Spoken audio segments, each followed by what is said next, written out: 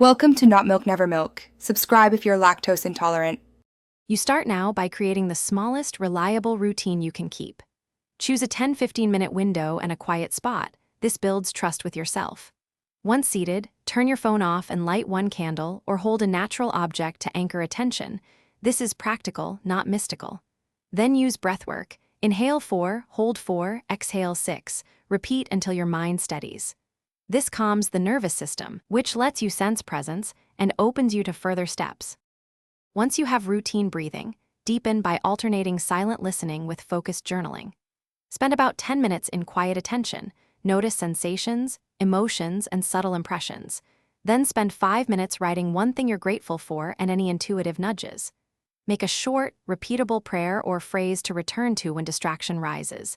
This gives your mind a familiar lane. Over weeks, reflect on changes and small confirmations so you adjust practice. That feedback loop trains you to recognize spiritual connection more reliably. You finish sessions by grounding.